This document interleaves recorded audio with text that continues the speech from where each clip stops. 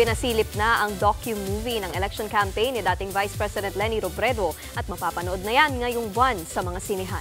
Nasa frontline ng balitang yan si digital producer Von Belinario. Present si dating Vice President Leni Robredo sa Philippine premiere ng kanyang documentary kagabi sa Cinemalaya 20 sa Parañaque City. Mismong si Robredo ang nag-introduce ng docu-movie na pinamagatang And So It Begins. Ang atong nasunod na presidente, Leni Robredo! Panalo na natin ang sambayanang Pilipino! Ito ay sa panulat ni Ramona Diaz na siya ring producer at direktor nito. Tampok sa nasabing documentary ang nagdaang 2022 national elections at kampanya ni Robredo. Pero paglilinaw ng dating VP, This movie is not entirely about the campaign.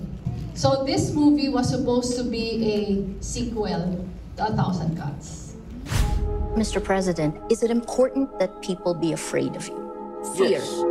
Ang 1,000 Cuts ay documentary na ipinalabas noong 2020. Tungkol ito sa journalist na si Maria Ressa na kritiko ng madugong war on drugs ng administrasyon ni dating Pangulong Rodrigo Duterte. Present sa event si Ressa. Timing ang Philippine premiere sa naging desisyon ng Court of Appeals na pinare-restore sa Securities and Exchange Commission ang Certificate of Incorporation ng Rappler Incorporated at Rappler Holdings Corporation. We always knew. We said this as soon as that case came out. The world turned upside down because it seemed like the Constitution was just torn apart. Now, rule of law, it feels like the world is turning right side up. And we'll just keep working. Ang filmmaker na si Ramona may payo sa mga kabataan lalo na sa panahon na laganap ang misinformation at disinformation. The best thing is you have to remain engaged. And it's hard to remain engaged when it's so noisy, right?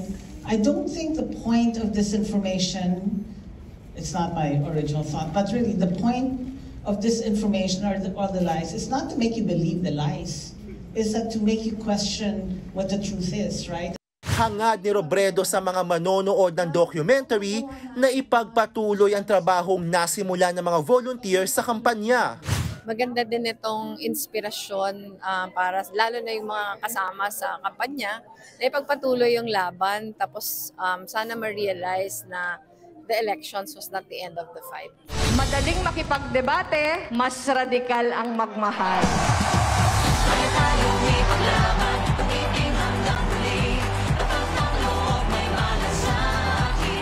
Nasa atin kung tapos na ang laban o kung nagsisimula pa lamang ito.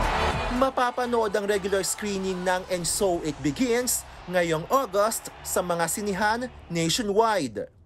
Nagbabalita mula sa Frontline, Von Belinario, News 5. Mga kapatid, Nikki de Guzman po. Iba na ang may alam at may pakialam sa panahon ngayon. Para sa tuloy-tuloy na balitaan sa Frontline kahit weekend, mag-follow at mag-subscribe sa social media pages ng News 5.